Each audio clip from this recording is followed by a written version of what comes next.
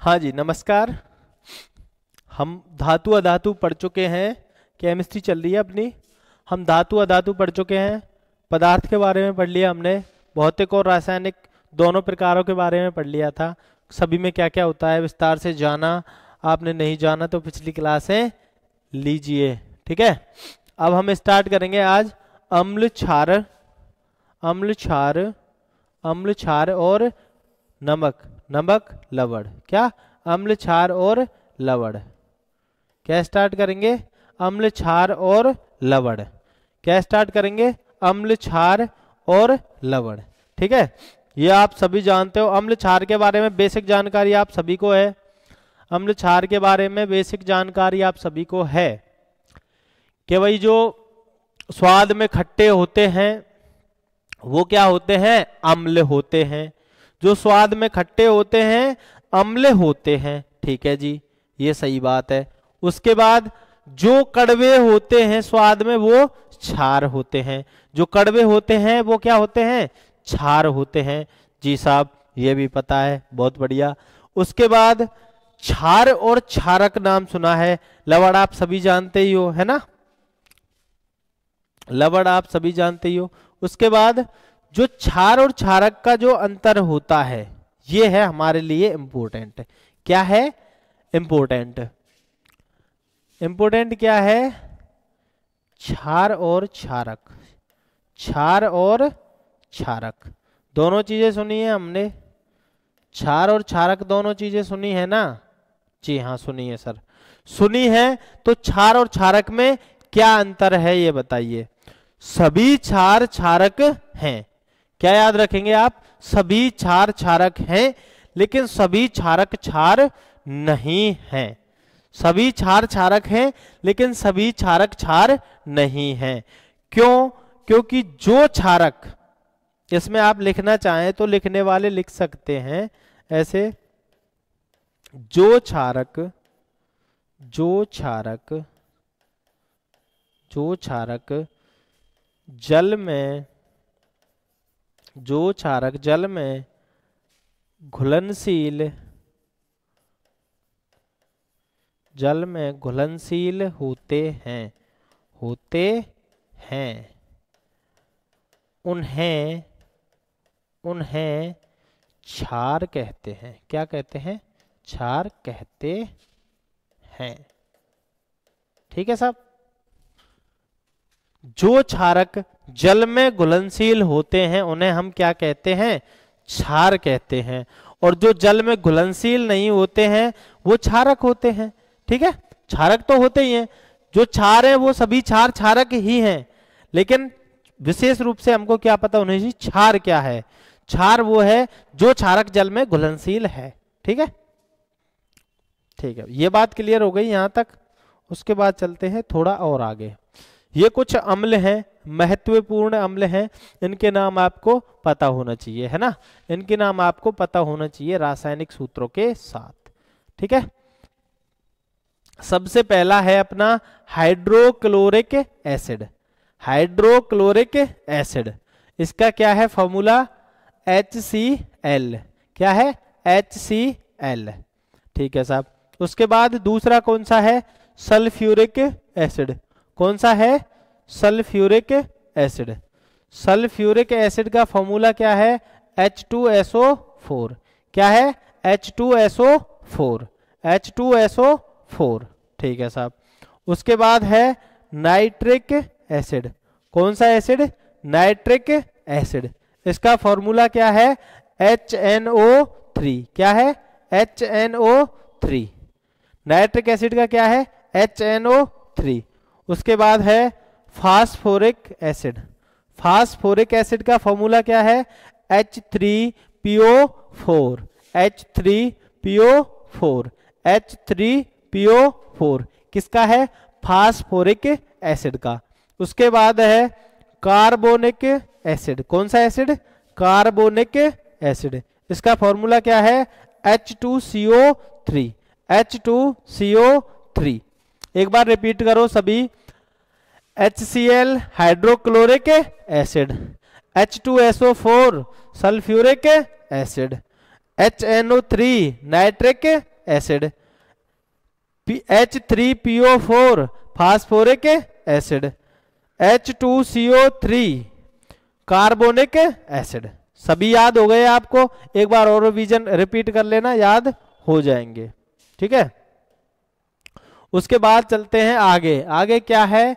आगे क्या है? क्षार। आगे क्या है? क्षार। ठीक है, क्षार हैं, कुछ महत्वपूर्ण क्षार हैं। ये क्या है? कास्टिक सोडा है। क्या है? इसी का दूसरा नाम है कास्टिक सोडा, है ना,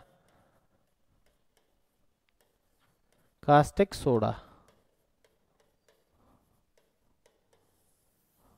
ठीक है, कास्टिक सोडा। हाँ, sodium hydroxide, sodium hydroxide NaOH, NaOH। Sodium hydroxide का फॉर्मूला क्या है? NaOH।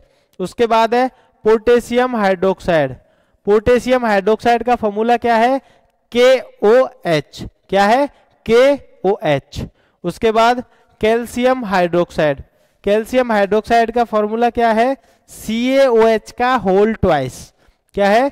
CaOH का होल ट्वाइस, CaO2H2, है ना, CaO2H2 मतलब CaOH का होल ट्वाइस। अब चलते हैं आगे, अम्ल और क्षारक की परिभाषा। अम्ल और क्षार की परिभाषा, अम्ल और क्षार की परिभाषा। ठीक है, अम्ल और क्षार की परिभाषा ये क्या है? वे यौगिक, वे तत्व, वे यौगिक, सॉरी, है ना, वे यौगिक, वे यौगिक, यहां लिखते हैं ना, वे यौगिक, वे यौगिक जो जल में, किसमें? जल में घुलकर, घुलकर, जल में घुलकर H+ आयन देते हैं, H+ आयन, आयन देते हैं, H धनायन देते हैं, H धनायन देते हैं। क्या कहलाते हैं? अम्ल कहलाते हैं। क्या कहलाते हैं? अम्ल। क्या कहलाते हैं? अम्ल। क्या कहलाते हैं? अम्ल कहलाते हैं साहब। कौन से कहलाते हैं अम्ल? जो जल में घुलकर H+ आयन देते हैं, अम्ल हो गए। उसके बाद आ गए क्षारक। क्या आ गए? क्षार। उसके बाद आ गए साहब क्षार। वे यौगिक, कौन से यौगिक? वे यौगिक, वे यौगिक, वे यौगिक जो जल में, किसमें? जल में घुलकर, जल में घुलकर, घुलकर, जल में घुलकर क्या देते हैं? OH ऋणायन। क्या देते हैं? OH ऋणायन देते हैं, ऋणायन देते हैं, देते हैं। क्या कहलाते हैं? जो जल में घुलकर OH ऋणायन देते हैं वो क्या कहलाते हैं? क्षार कहलाते हैं। ठीक है, क्षार और क्षारक का अंतर मैंने आपको पहले ही बता दिया। क्षारक के अंदर आते हैं क्षार, क्षार वे होते हैं जो जल में घुलनशील होते हैं। तो ये जल में घुल रहे हैं तो ये क्षारक की जगह क्या है? क्षार है। ठीक है, कौन से क्षार? क्षार कौन से हैं? जो जल में घुलकर OH ऋणायन दे रहे हैं। और अम्ल कौन से हैं? जो जल में घुलकर H+ आयन दे रहे हैं। ठीक है, ये दोनों बातें क्लियर है? लिख लेना पॉज करके। हाँ जी, उसके बाद आती है बात सूचक की। किसकी बात आती है? सूचक की। सूचक क्या होता है? सूचक का मतलब होता है सूचना देने वाला। क्या होता है? सूचना देने वाला। सूचक क्या है? सूचना देने वाला। जो हमें सूचना देता है वो क्या है? सूचक है। किसकी सूचना देता है? अम्ल या क्षार की उपस्थिति की। किसकी? अम्ल या क्षार की उपस्थिति की। ठीक है साहब, ये बात क्लियर हो गई। सूचक क्या है? जो हमें, सूचक क्या है इसको लिख ही लो, है ना। सूचक क्या है जो हमें अम्ल या क्षार की, है ना, उपस्थिति की सूचना देते हैं, वो क्या कहलाते हैं? सूचक कहलाते हैं साहब। सूचक कौन कहलाते हैं? जो अम्ल या क्षार की उपस्थिति की क्या देते हैं? सूचना देते हैं साहब। क्या कहलाते हैं? सूचक कहलाते हैं। अब आपको यह पता चल गया सूचक कौन होते हैं। जो अम्ल या क्षार की उपस्थिति की सूचना देते हैं वो क्या कहलाते हैं? सूचक कहलाते हैं। ठीक है साहब। उसके बाद सूचक कितने प्रकार के होते हैं? उसके बाद क्या है? सूचक कितने प्रकार के होते हैं? जो सूचक हैं, सही दिखाई दे रहा ना? जो सूचक हैं ये दो प्रकार के होते हैं। कितने प्रकार के होते हैं? दो प्रकार के। एक होता है प्राकृतिक, दूसरा होता है कृत्रिम।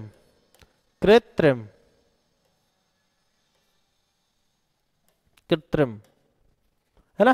प्राकृतिक और कृत्रिम सूचक दो प्रकार के हो गए, प्राकृतिक सूचक और कृत्रिम सूचक। अब प्राकृतिक सूचक में कौन कौन से आते हैं और कृत्रिम सूचक में कौन कौन से आते हैं? प्राकृतिक सूचक हैं लिटमस पत्र। पहला है लिटमस पत्र। पहला क्या है? लिटमस पत्र। जो लिटमस पत्र है ये लिचेन नाम के पौधे से प्राप्त होता है। किससे प्राप्त होता है? लिचेन या लाइकेन, है ना? लिचेन नाम के पौधे से प्राप्त होता है। लिचेन या लाइकेन, है ना? लिचेन या लाइकेन नाम के पौधे से प्राप्त होता है क्या? लिटमस पत्र। ठीक है साहब। दूसरा प्राकृतिक सूचक किसको मानते हैं, किसको जानते हैं? हल्दी। दूसरा प्राकृतिक सूचक क्या है? हल्दी। अब इसमें हमें समझना क्या है वो हम समझेंगे 1 मिनट बाद में। उससे पहले हम देख लेते हैं कृत्रिम सूचक। कृत्रिम सूचक कौन से सूचक होते हैं? प्राकृतिक सूचक वे सूचक होते हैं जो प्रकृति से प्राप्त होते हैं, है ना? जैसे जो है लिचेन नाम के पौधे से लिटमस पत्र प्राप्त होता है। ये कैसे रंग का प्राप्त होता है? ये बैंगनी रंग का प्राप्त होता है। कैसे रंग का प्राप्त होता है? बैंगनी रंग का, है ना? बैंगनी रंग का प्राप्त हो गया। ठीक है जी, यहां तक हो गया। उसके बाद हल्दी प्रकृति से प्राप्त होती है ना? हल्दी प्रकृति से प्राप्त होती है साहब, तो प्राकृतिक हो गई। उसके बाद है कृत्रिम वे होते हैं जो प्रकृति से प्राप्त नहीं होते, मानव द्वारा निर्मित किए जाते हैं प्रयोगशालाओं में, है ना? जो मानव द्वारा प्रयोगशालाओं में बनाए जाते हैं वो कैसे सूचक होते हैं? कृत्रिम सूचक होते हैं। जैसे आपने झीलें पढ़ी हैं किसी ज्योग्राफी में, इंडियन ज्योग्राफी, राजस्थान ज्योग्राफी, कहीं ना कहीं आपने जो झीलें पढ़ी होंगी। तो झीलें दो प्रकार की होती है ना, प्राकृतिक झीलें और कृत्रिम झीलें। तो प्राकृतिक झीलें तो वो हैं जो प्रकृति ने बना के दी हैं, और कृत्रिम झीलें कौन सी हैं? जो मनुष्यों ने बनाई हैं, किसी राजा महाराजा ने बनाई हैं। वो कैसी हैं? कृत्रिम। तो ऐसे ही जो सूचक हमें प्रकृति से प्राप्त हो रहे हैं प्राकृतिक, और जो सूचक हम आदमियों द्वारा बनाए, मनुष्यों द्वारा बनाए जा रहे हैं, किसी प्रयोगशाला में बनाए जा रहे हैं, तो वो कैसे हैं? कृत्रिम। कृत्रिम सूचक में भी हम दो सूचकों को जानते हैं। पहला है मेथिल ऑरेंज। पहला कौन सा है? Methyl orange. उसके बाद ये केमिकल एक है ना। उसके बाद दूसरा कौन सा है? फिनोफ्थेलिन। मेथिल ऑरेंज, फिनोफ्थेलिन, दो हैं। ठीक है साहब। अब ये जान लिया हमने 4 सूचक। यहां तक हमने लिख भी लिया, जो लिखना है वो लिख लो, यहां तक जो लिखना है वो लिख लो। उसके बाद इनके बारे में थोड़ी सी और जानकारी रह गई है, उसको करते हैं, है ना? रोक के लिख लेना वीडियो को, आप ऐसे मत समझना कि मिटा दिया सर। वीडियो को रोक के पॉज करके उसके बाद लिख लेना, उसके बाद पुनः स्टार्ट कर देना, ठीक है?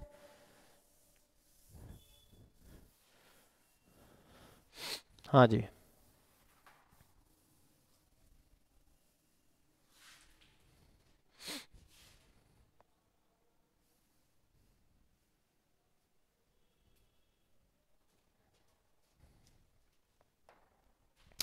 उसके बाद हम जानते हैं इन सूचकों का काम। ठीक है, सूचकों का काम क्या है, इनका उपस्थिति बताना, किसकी, अम्ल की या क्षार की, किसी विलयन में अम्ल है या क्षार है इसकी उपस्थिति, है ना। पहले क्या था, हमको ये बताया गया कि भाई अम्ल स्वाद में खट्टे होते हैं, क्षार कड़वे होते हैं, तो हम हर किसी को टेस्ट करके तो देख नहीं सकते कि जो प्रयोगशाला होती है उसमें तो मतलब बहुत सारे केमिकल होते हैं ना, तो हम सभी को टेस्ट करके तो देख नहीं सकते, तो उसके लिए होते हैं ये सूचक, उनका पता लगाने के लिए, ठीक है। सबसे पहला सूचक लिया हमने लिटमस पत्र, क्या लिया, लिटमस पत्र, लिटमस पत्र, लिटमस पत्र, लिटमस पत्र लिया। लिटमस पत्र की मैंने पिछली क्लास में आपको एक ट्रिक बताई थी, ट्रिक बताई थी ना, ट्रिक क्या थी, अनिल कपूर, है ना, पत्नी का नाम छालनी कपूर, छालनी कपूर, यही बताई थी। अनिल कपूर की पत्नी का नाम क्या है, छालनी कपूर, ठीक है, ये दो बातें आपको पता है। तो अम्ल है, अगर किसी विलयन में अम्ल है ना, उसकी स्थिति कैसे पता चलेगी, किसी विलयन में हम लिटमस पत्र को लेके जाएंगे, ठीक है, अम्ल है तो नीले लिटमस पत्र को कैसा कर देगा, लाल कर देगा, अम्ल नीले को लाल, सॉरी, अम्ल का पता कैसे चलेगा, लिटमस पत्र को का कलर चेंज होगा, चेंज किसका कलर होगा, लिटमस पत्र का कलर चेंज होगा। जैसे एक ये गिलास है ना, ये गिलास है, इस गिलास में एसिड है, क्या है हमें नहीं पता क्या है, इस गिलास में कुछ है, ठीक है, इस गिलास में कुछ है, हमने लिया लिटमस पत्र, ठीक है, हमने लिया लिटमस पत्र। लिटमस पत्र कैसे कलर का होता है, बैंगनी रंग का होता है, ये आपको पता ही है। हमने लिया लिटमस पत्र, अगर लिटमस पत्र का जो रंग है, लिटमस पत्र का जो रंग है, जैसे हमने ये लिटमस पत्र लिया, इसमें बैंगनी कलर का, इसमें कुछ भरा हुआ था, हमने लिया लिटमस पत्र, ये ले लिया, ये हमने अंदर डुबो दिया इसमें, है ना, लिटमस पत्र डुबो दिया। उसके बाद क्या होता है, जो लिटमस पत्र है उसका कलर ऐसा हो जाता है, इतना जितना वो उसके अंदर डूबा हुआ है, विलयन के अंदर, सॉल्यूशन के अंदर, उसका कलर कैसा हो जाता है, ऐसा। अब ये जो लिटमस पत्र है उसका कलर कैसा हो गया, लाल हो गया, तो इसमें क्या है, अम्ल है, क्योंकि अम्ल नीले को कैसा कर रहा है, लाल, अम्ल नीले को क्या कर रहा है, लाल। ये बात क्लियर हो गई, ये बात क्लियर हो गई। तो इसमें क्या है, अम्ल, क्या है, अम्ल, क्लियर हो गई। उसके बाद दूसरी स्थिति है क्षार की, अनिल से भी याद रह जाएगा, अम्ल नीले को क्या करता है, लाल। उसके बाद छालनी, क्षार में क्या होता है, क्षार में डुबोने पर लाल लिटमस कैसा हो जाता है, नीला, लाल कैसा हो जाता है, नीला, ठीक है सब, लाल नीला हो जाता है। अब ये दोबारा से ले लिया हमने, दोबारा से ले लिया, ठीक है साहब, इसमें भर दिया विलयन, विलयन है, इसमें सॉल्यूशन है ना, सॉल्यूशन है, इसमें सॉल्यूशन है सब। उसके बाद इसमें हमने लाल लिटमस पत्र डुबाया, कैसा लिटमस पत्र डुबाया, लाल लिटमस पत्र। लिटमस पत्र का कलर कैसा है, लाल, आप क्या बोलोगे, लाल है सर, लाल लिटमस पत्र हमने इसमें डुबाया, तो ये लाल लिटमस पत्र का कलर कैसा हो गया, आप बोलोगे सर नीला, लाल को कैसा कर देता है, नीला, तो ये जो लाल था ये कैसा हो गया, नीला, लाल लिटमस पत्र कैसा हो गया, अभी नीला हो गया सर। तो क्या है इसमें, तो इसमें क्या है, क्षार, छालनी, लाल को नीला कर देता है क्षार, ठीक है, पता चल गया आपको, ठीक है साहब। अब लिटमस पत्र को करते हैं दी एंड, इन दोनों चीजों को लिख लेना, और क्षार का क्या कर रहा था, अम्ल क्या कर रहा था, ये समझ लेना, कब अम्ल था कब क्षार था, और लिख लेना, है ना। उसके बाद बात करते हैं आगे की, बात करते हैं हल्दी की, किसकी, हल्दी की। अब क्या ले ली हमने यहाँ, हल्दी, हल्दी ले ली, हल्दी ले ली सर, हल्दी ले ली। हल्दी को याद कैसे रख सकते हैं हम, हल्दी को याद ऐसे रख सकते हैं, जैसे आप एक काम करना, हल्दी का आपको अगर याद नहीं रहता है तो आप एक काम करना, सफेद कलर की कोई शर्ट लेना अपनी, है ना, सफेद कलर की कोई शर्ट लेना, और सफेद कलर की शर्ट पे क्या है, सब्जी का दाग लगा देना एक, ठीक है, किसका दाग लगा देना, सब्जी का दाग। उसको साबुन से धो देना, ठीक है, उसको साबुन से धो देना, साबुन से धो देना या डिटर्जेंट से धो देना। जैसे ही आप उसको साबुन या डिटर्जेंट से धो दोगे तो वो जो वो सब्जी का दाग था, पीला था ना, वो लाल हो जाएगा। क्या हो जाएगा, लाल हो जाएगा, लाल हो जाएगा। इसका मतलब क्या है, इसका मतलब यह है जो हमारी जो डिटर्जेंट और साबुन है कपड़े धोने के, उनमें कौन सी प्रकृति होती है, क्षारीय। कौन सी होती है, क्षारीय प्रकृति होती है। तो हमने हल्दी ली, हल्दी कपड़े पे लगा दी, हल्दी कहाँ लगा दी, कपड़े पे लगा दी, मतलब सब्जी का दाग लगा दी, उसमें हल्दी होती है तो हल्दी लगा दी, कपड़े पे लगा दी हल्दी, कपड़े पे क्या लगा दी, हल्दी, हल्दी लगा दी, हल्दी को धो दिया, क्या कर दिया, धो दिया। धोने पर वो हल्दी कलर कैसा हो गया, लाल, लाल हो गया। धोया किससे था, क्षार से। किससे धोया था, क्षार से। तो क्षार, अगर हम हल्दी को क्षार से मिलाएं, हल्दी को क्षार से मिलाएं तो कैसा कलर मिलता है, लाल। अगर हम हल्दी को क्षार से मिलाएं तो कैसा मिलता है, लाल। अगर हम हल्दी को बेस से, क्षार से मिलाएं तो कैसा मिलता है, लाल। ठीक है जी, ये आपको याद रह जाएगा। ठीक है, उसके बाद हल्दी को अगर अम्ल से मिलाएं, किससे मिलाएं, अम्ल से, अम्ल से मिलाएं तो कैसा कलर होगा, येलो। कैसा होगा, येलो। मतलब वो अपने ही रूप में रहेगी। हल्दी येलो होती है ना, तो वो येलो रहेगी। ठीक है, पीला, अगर अम्ल से मिलेगा तो पीला हल्दी, उसके बाद क्षार से मिलेगा तो लाल। याद रखने का मैंने आपको बिल्कुल बेसिक चीज बता दी, इसको आप करके देख लेना, जिंदगी भर याद रहेगा। महंगी सी शर्ट लेना, जीवन भर याद रहेगा। ठीक है, हल्दी का समझ में आ गया। हल्दी कैसे कैसे पता चलाती है, सूचक है, कैसे कैसे सूचना देती है। साबन का कैसे पता चल गया हमको कि साबन है, जो साबन और जो वो है डिटर्जेंट, वो क्षार है, क्षार है। कैसे पता चला हमको, क्योंकि हल्दी में, उस हल्दी के जो दाग पे जब उसको रगड़ा तो क्या बन गया, लाल बन गया। तो हल्दी किसके संपर्क में जाके लाल बनती है, क्षार के, तो लाल बना तो क्षार है। और अगर हल्दी पीली ही रहती है तो क्या, अम्ल है। ठीक है, हाँ जी। उसके बाद लेते हैं हम मेथिल ऑरेंज। क्या लेते हैं, मेथिल ऑरेंज। मेथिल ऑरेंज का क्या होता है, अगर मेथिल ऑरेंज को, अगर मेथिल ऑरेंज को अम्ल में मिलाएंगे, किसमें, अम्ल में मिलाएंगे, अम्ल में मिलाएंगे तो इसका जो मेथिल ऑरेंज है, इसका कलर कैसा हो जाएगा, मेथिल ऑरेंज का कलर कैसा हो जाएगा, लाल गुलाबी। कैसा, लाल गुलाबी। कैसा हो जाएगा, लाल गुलाबी। ठीक है, और अगर इसको बेस क्षार से मिलाएंगे तो कैसा हो जाएगा, पीला। ठीक है, क्षार का कलर नहीं बदलेगा, बदलेगा मेथिल ऑरेंज का कलर। ठीक है, इसका बेसिक कलर क्या है, मेथिल ऑरेंज है, ऑरेंज ही कलर है। ठीक है, अगर इसको हम अम्ल से मिला देंगे तो कैसा हो जाएगा, लाल गुलाबी हो जाएगा। उसके बाद अगर इसको क्षार से मिला देंगे तो ये कैसा हो जाएगा, पीला हो जाएगा। ठीक है, यहां तक क्लियर है सभी का। ठीक है सर, उसके बाद लेते हैं फिनोफ्थेलीन। क्या लेते हैं, फिनोफ्थेलीन। सबसे पहली बात, जो बेसिक रंग होता है ना, लिटमस पत्र का बेसिक रंग क्या है, बैंगनी। क्या है, बैंगनी है। ठीक है जी, हल्दी का पीला है ना, बेसिक रंग है जो। इसका क्या है, ऑरेंज है। मेथिल ऑरेंज का क्या है, ऑरेंज है। उसके बाद फिनोफ्थेलीन का बेसिक रंग क्या है, रंगहीन। क्या है, रंगहीन है, इसमें कोई भी रंग नहीं पाया जाता है। फिनोफ्थेलीन है जो रंगहीन होता है। ठीक है, कैसा होता है, रंगहीन होता है। अगर ये रंगहीन है और इसको हमने मिला दिया अम्ल से, किससे, अम्ल से, अम्ल से मिला दिया अगर फिनोफ्थेलीन को, तो फिनोफ्थेलीन का कलर कैसा हो जाएगा, अपरिवर्तित रहेगा। कैसा रहेगा, अपरिवर्तित, मतलब कोई परिवर्तन नहीं होगा, रंगहीन ही रहेगा। उसके बाद अगर इसको हमने क्षार से मिला दिया, किससे मिला दिया, क्षार से। अगर फिनोफ्थेलीन को क्षार से मिला दिया तो इसका कलर कैसा हो जाएगा, गुलाबी हो जाएगा जी। कैसा हो जाएगा, गुलाबी, क्योंकि जो फिनोफ्थेलीन है इसको किससे प्यार है, क्षार से।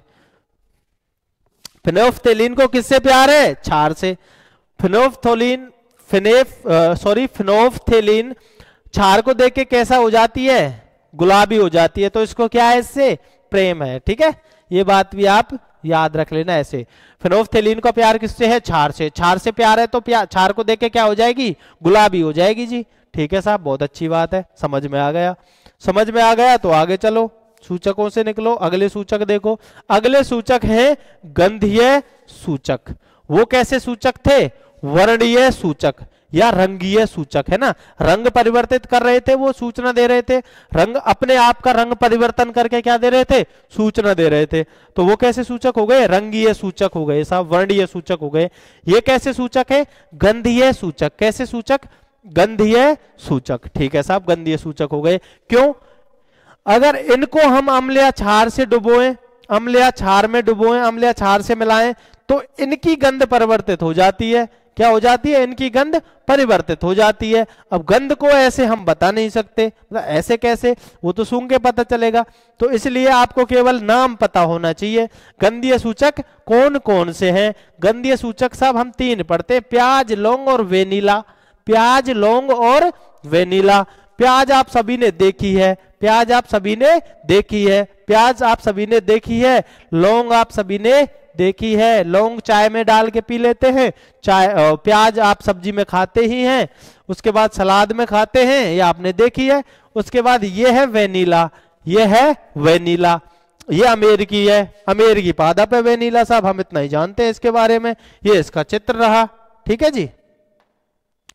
उसके बाद चलते हैं आगे, अम्ल व क्षार की धातुओं के साथ अभिक्रिया। ठीक है जी, अम्ल व क्षार की धातुओं के साथ अभिक्रिया। अब जैसे हम एक लेते हैं सोडियम, है ना, सोडियम धातु ले ली हमने, है ना। सोडियम धातु की अम्ल से अभिक्रिया करा दी, ठीक है। HCl ले लिया, अम्ल, इसकी अभिक्रिया करा दी, तो क्या बनेगा? NaCl, NaCl plus H2। अम्ल के साथ अभिक्रिया करके क्या बन रहा है? अगर अम्ल की अभिक्रिया धातु के साथ करा दी तो क्या बना? अम्ल की अभिक्रिया धातु के साथ करा दी तो क्या बना? NaCl लवण और हाइड्रोजन गैस मुक्त हुई। कौन सी गैस मुक्त हुई? हाइड्रोजन गैस, ठीक है साहब। उसके बाद NaOH कास्टिक सोडा है, इसका मतलब क्षार है, क्षार है, ये क्षार है। ये क्या है? अम्ल है ना। यहाँ अम्ल की क्रिया कराई थी, यहाँ क्षार की है। यह है जिंक, जिंक क्या है? धातु है साहब, ठीक है। जिंक क्या है? धातु। अगर धातु से अभिक्रिया कराई तो क्या बना? Na2ZnO2, है ना, धात्विक ऑक्साइड हो गया Na2ZnO2, ठीक है साहब। उसके बाद गैस कौन सी मुक्त हुई? हाइड्रोजन। कौन सी गैस मुक्त हुई? हाइड्रोजन। आगे देखो, उदासीनीकरण अभिक्रिया। यहां से प्रश्न ऐसे बनता है, उदासीनीकरण अभिक्रिया किसे कहते हैं? उदासीनीकरण अभिक्रिया कैसे कहते हैं? ऑप्शन दे देगा आपको 4। प्रश्न बनेगा साहब उदासीनीकरण, क्वेश्चन लिखो इसको, चल, उदासीनीकरण,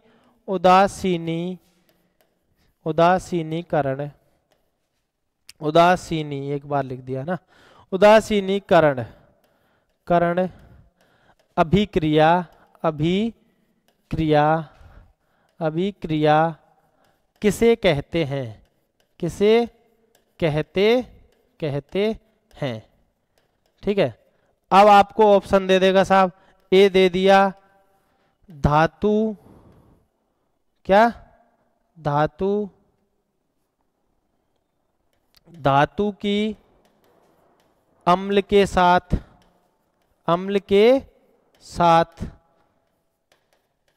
अभिक्रिया, क्या? अभिक्रिया, धातु की अम्ल के साथ अभिक्रिया। उसके बाद ऑप्शन नंबर बी दे दिया आपको, अधातु की अम्ल के साथ अभिक्रिया, ठीक है साहब, अभिक्रिया। उसके बाद ऑप्शन नंबर 3 दे दिया आपको, ऑप्शन नंबर 3 दे दिया साहब, धातु की क्षार के साथ अभिक्रिया। किसके साथ? क्षार के साथ अभिक्रिया, ठीक है, अभिक्रिया। अब बताओ साहब, ऑप्शन नंबर 4 दे दिया आपको, अम्ल की क्षार के साथ अभिक्रिया, अम्ल की क्षार के साथ अभिक्रिया। अब बताओ साहब, उदासीनीकरण अभिक्रिया कौन सी है? फटाफट से आंसर लिखो। ये आपको दिखाई नहीं दे रहा ना, अम्ल की क्षार के साथ क्या लास्ट में है, अम्ल की क्षार के साथ अभिक्रिया। ठीक है, अब बताओ साहब कौन सा उत्तर है इसका, अब बताओ, कमेंट बॉक्स में कमेंट करो। ठीक है, कमेंट करो, पॉज करके कमेंट कर देना, हम आगे चलते हैं। ठीक है, पॉज करके कमेंट कर देना, हम आगे चलते हैं। हाँ जी, तो उसका उत्तर क्या है? उसका उत्तर है अम्ल की किसकी? अम्ल की क्षार के साथ अभिक्रिया। ठीक है, अम्ल की क्षार के साथ अभिक्रिया क्या बनता है? लवण। क्या बनता है? लवण। अब लवण शुरू में हमने देखा था ना, तो वो लवण क्या है? अम्ल और क्षार की अभिक्रिया से बनता है क्या? लवण, प्लस में जल, लवण और जल बनते हैं साहब। अब इसमें हमको ये नहीं जानना क्या बनता है क्या नहीं बनता है, इसमें ये जानना है उदासीनीकरण अभिक्रिया कहते किसे हैं? उदासीनीकरण अभिक्रिया कहते किसे हैं? अम्ल की क्षार के साथ जो अभिक्रिया होती है उसको कहते हैं उदासीनीकरण अभिक्रिया। ठीक है जी, अगर हमारे पेट में एसिडिटी हो जाती है, अम्लता हो जाती है, तो उसका उपचार कैसे करते हैं हम? कोई क्षारक लेके, ठीक है, क्षार लेके, है ना, क्षार से करते हैं उसका उपचार। ठीक है साहब, वो क्या होता है? उदासीनीकरण हो जाता है। हमारे अम्लता बढ़ रही थी, हमने क्षार ले लिया, उदासीनीकरण हो गया। ठीक है, यह आपको पता होना चाहिए। उसके बाद आगे चलते हैं, आगे चलते हैं। कुछ महत्वपूर्ण अम्ल व क्षारक दिए हुए हैं, उनके पीएच मान हमको पता होना चाहिए, है ना। सबसे पहले है HCl। क्या है? HCl। HCl का पीएच मान कितना होता है? 0। कितना होता है? 0। उसके बाद पेट के अम्ल का पीएच मान क्या होता है? 1। पेट में HCl ही होता है ना। उसके बाद है नींबू का रस। नींबू के रस का पीएच मान कितना होता है? 2। कितना होता है? 2। उसके बाद है सिरका। सिरका का पीएच मान कितना होता है? 3। संतरा का पीएच मान कितना होता है? 3.5। सोडा का, नींबू का, अंगूर का क्या होता है? 4। सोडा का और अंगूर का क्या होता है? 4। उसके बाद खट्टे दूध का क्या होता है? 4.5। 4.5। ताजा दूध का क्या होता है? 5। जिस दूध में थोड़ी खटास आ जाती है, जिस दूध में थोड़ी खटास आ जाती है, उसका पीएच मान क्या होता है? 4.5 और ताजा दूध का 5। मानव लार का पीएच मान कितना होता है? 6 से 8। शुद्ध पानी का पीएच मान 7 होता है ना। मानव लार का 6 से 8। 6 से 8 तो ये अम्ल में भी आएगी, क्षार में भी आएगी। देखो, क्योंकि पीएच स्केल मैंने आपको बता ही दिया है ना, पीएच स्केल मैंने आपको बता दिया 0 से 14 तक होता है। 0 से 14 तक होता है। थोड़ा और बता देता हूं पीएच स्केल के बारे में, पहले इनको कर लेते हैं, उसके बाद तुरंत बता दूंगा, है ना। रक्त प्लाज्मा का मान कितना होता है? रक्त में जो प्लाज्मा पाया जाता है उसका मान कितना होता है? 7.4। अंडे की सफेदी का पीएच 8। उसके बाद सागर के पानी का पीएच 8। उसके बाद बेकिंग सोडा का पीएच 9। प्रति अम्ल का, एंटी एसिड का 10। अमोनिया के पानी का 11। नींबू के पानी का 12। नाली क्लीनर का 13। कास्टिक सोडा का, NaOH का 14। ठीक है, अब जान लेते हैं पीएच उसके बारे में, जो क्या है वो पीएच स्केल के बारे में। ठीक है, पीएच स्केल के बारे में हम जानने के लिए कुछ है नहीं, सीधा सा है, मैंने कई बार बता दिया आपको।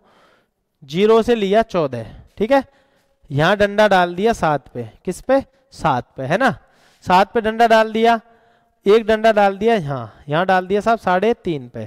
कितने पे? 3.5 पे। यहां डाल दिया साहब 10.5 पे, 10.5। ठीक है, क्लियर। जिस चीज का पीएच मान 7 होगा उसको क्या बोलेंगे हम? उदासीन। क्या बोलेंगे? उदासीन। ठीक है, जिसका भी पीएच मान 7 होगा उसको क्या बोलेंगे? उदासीन। ठीक है, शुद्ध जल को बोलते हैं हम उदासीन, उसका पीएच होता 7। उसके बाद जिस चीज का मान 7 से 0 तक होगा उसको क्या बोलेंगे? अम्ल। क्या बोलेंगे? अम्ल।